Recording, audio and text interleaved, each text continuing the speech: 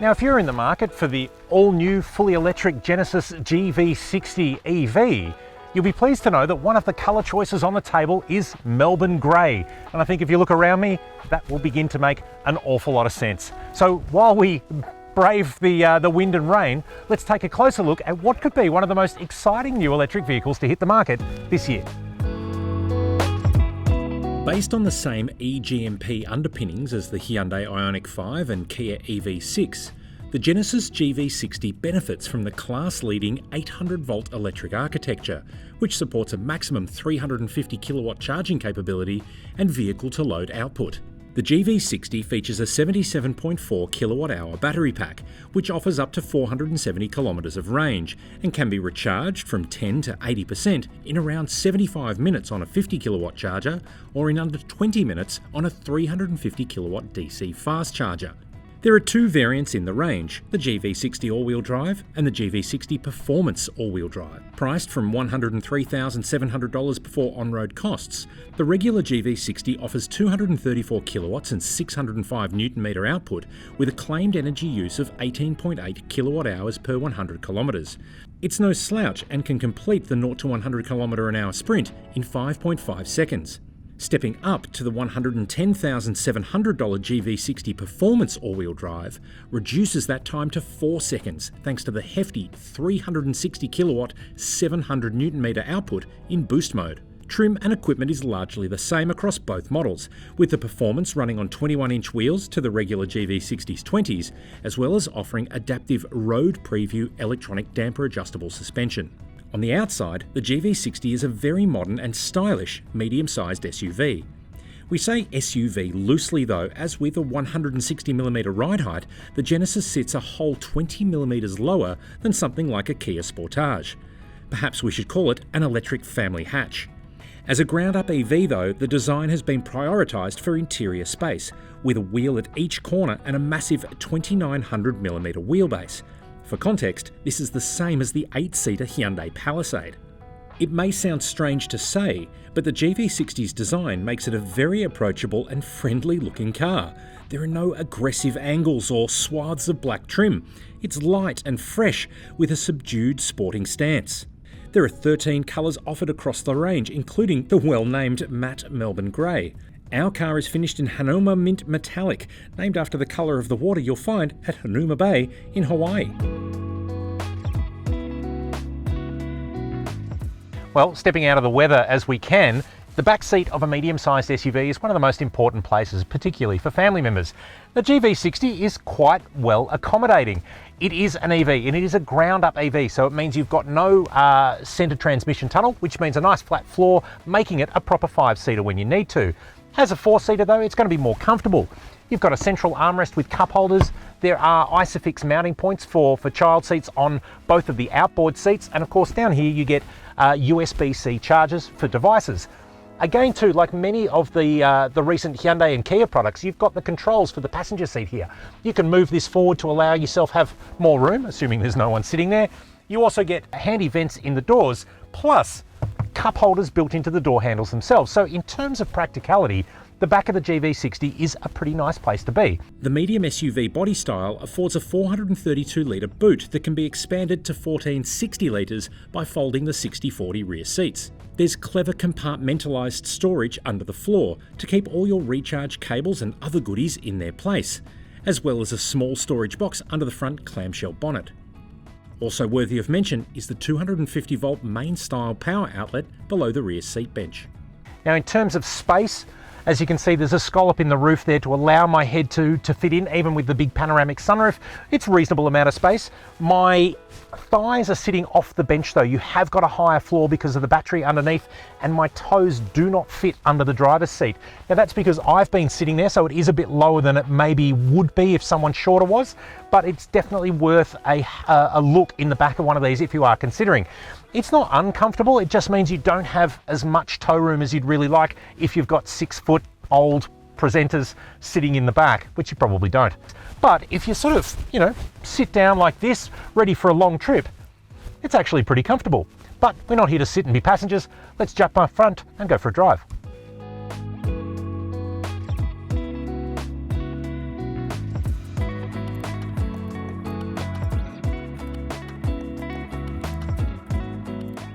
Well, here we go, the Genesis GV60.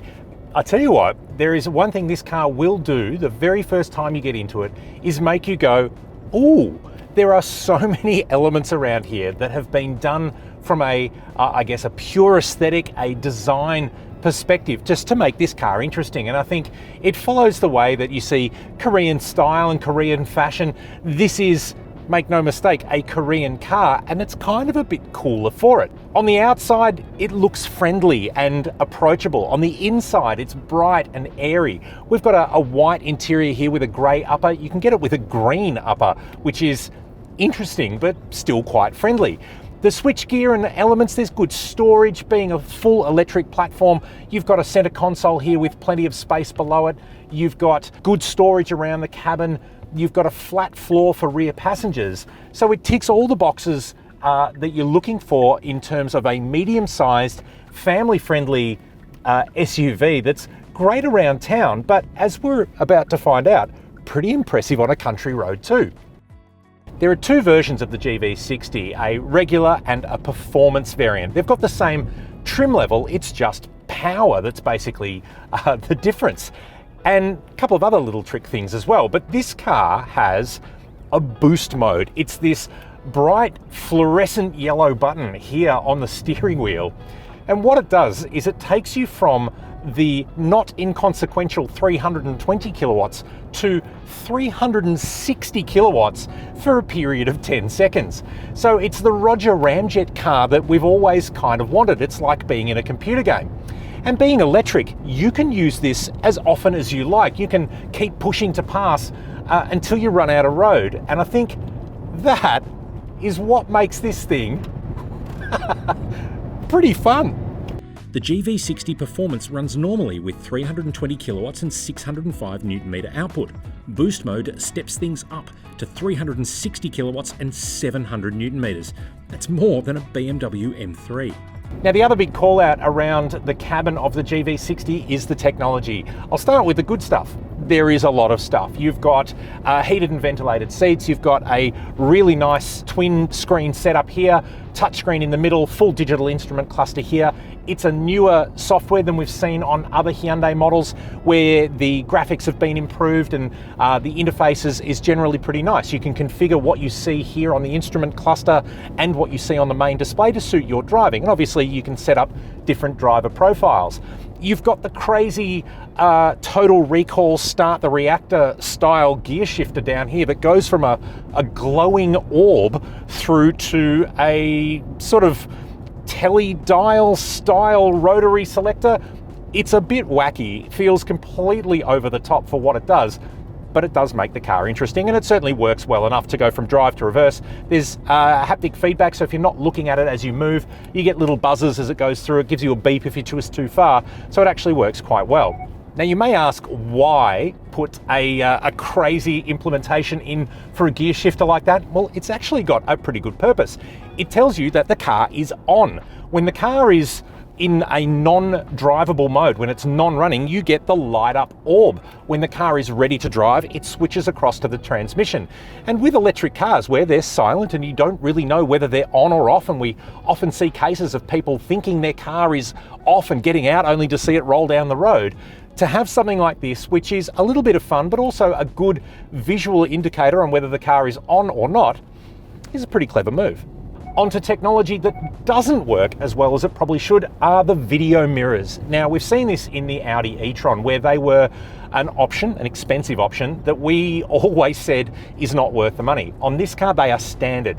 I would argue that the implementation here is better than what you get on the Audi. When you put your indicator on, there are some lines that show you various depths, a red line that'll basically say if something's in your blind spot, orange line that says something is behind your blind spot, so you're okay. But there's still, I don't know about you, but I don't ever think I've looked at a mirror and thought, you know what, that is a technology that requires enhancement. Mirrors with glass work pretty well as they stand. The screens here, I'm not really sure are the best implementation. They will take a bit of getting used to. Jury is still out on whether this is a path forward that we needed to take, but it's definitely worth looking at. Now, as we've been talking, you can probably hear the car making beeps and blops. The active safety on this car is always present. You've got lane departure, you've got an adaptive cruise. It's got the full suite of technology implementation elements here. It works pretty well. We're on a country road. We need to veer across the centre line every now and then, and it will beep and just remind us what's going on. But the way the car feels on the road, even with the boost mode engaged, it rides really well. It's comfortable. It feels quite confident.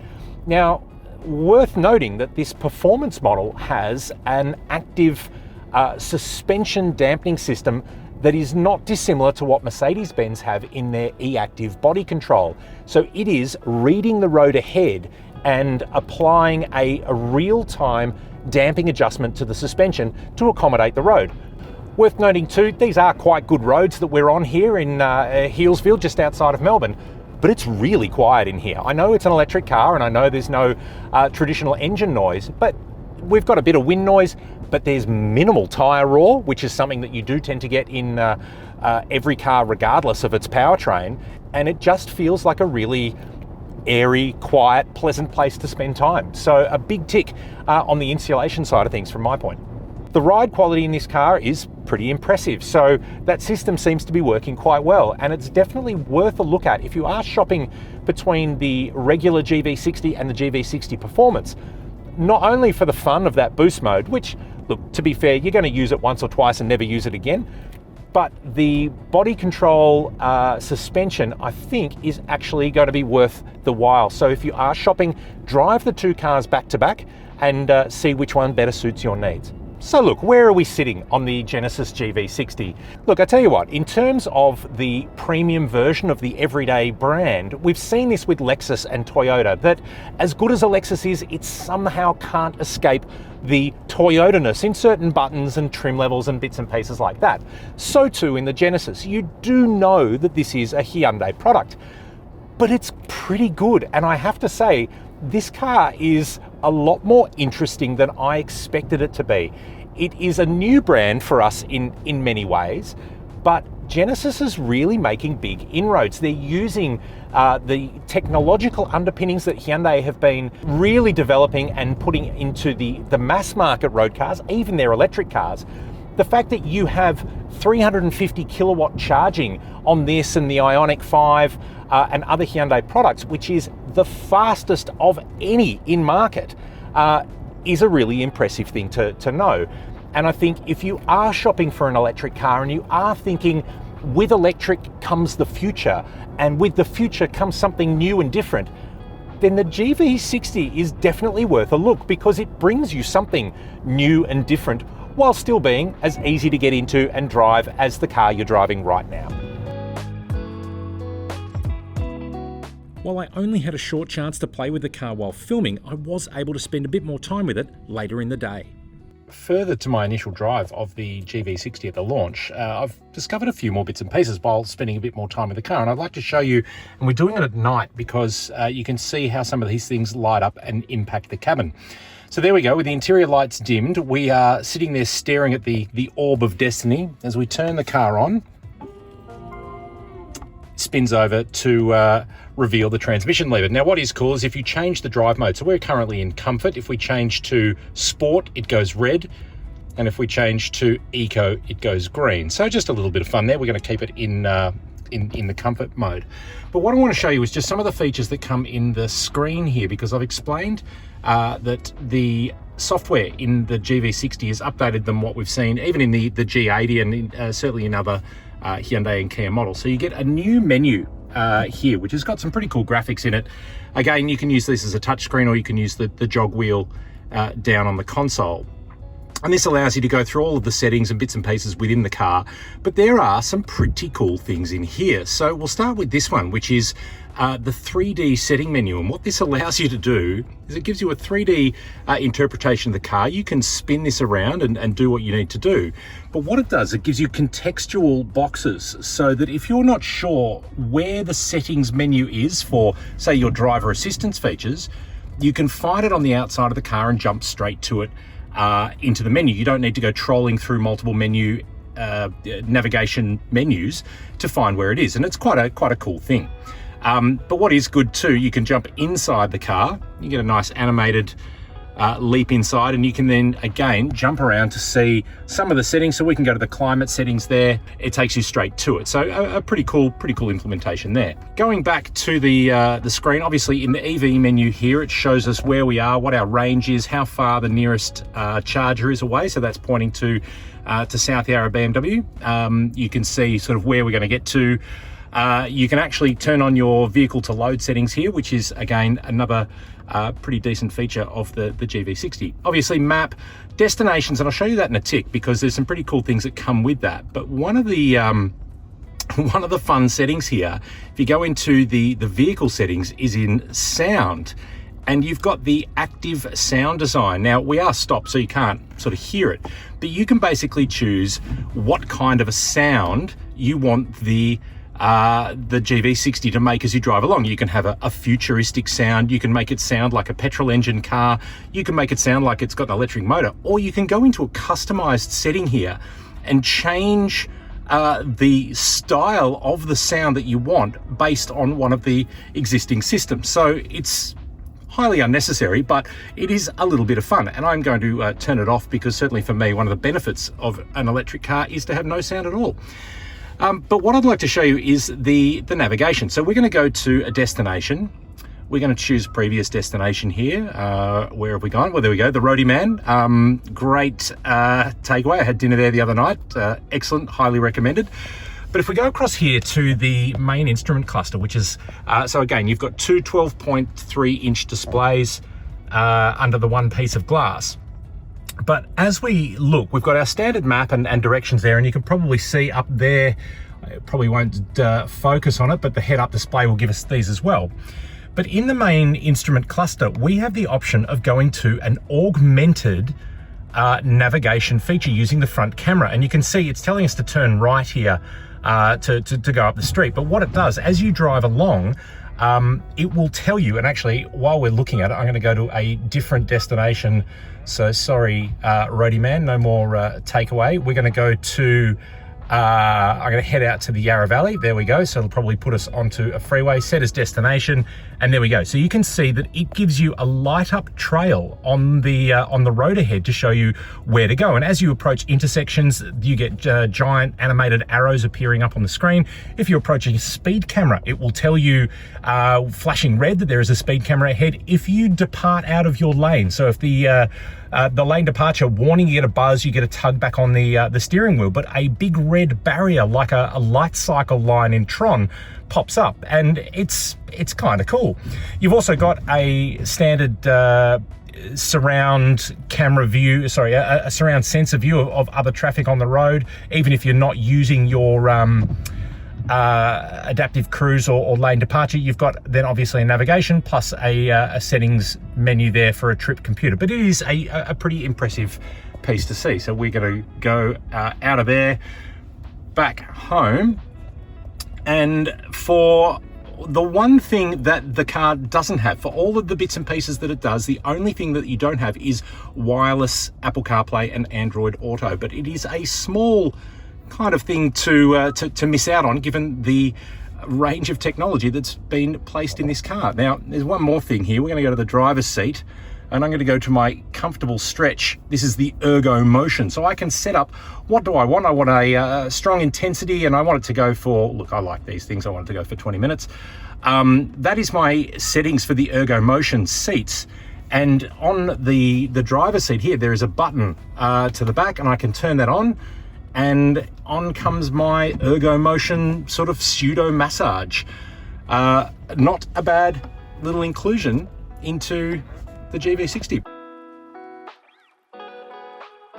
Now, if you have any questions about the Genesis GV60, hit us up in the comments below. If you've enjoyed this clip and want to see more of what we do here at Drive, hit the subscribe button, hit the bell icon to receive a notification every time a new video comes out. And of course, head on over to Drive.com.au, where you can read a full review of this car, check out everything there is to know about the rest of the Genesis range, about every other electric vehicle on market. And hopefully your next car, you can find out about it at Drive, could be an electric car. But until that time, I've got a 100 km/h zone. I'm going to press my push to pass boost mode, and I will see you later.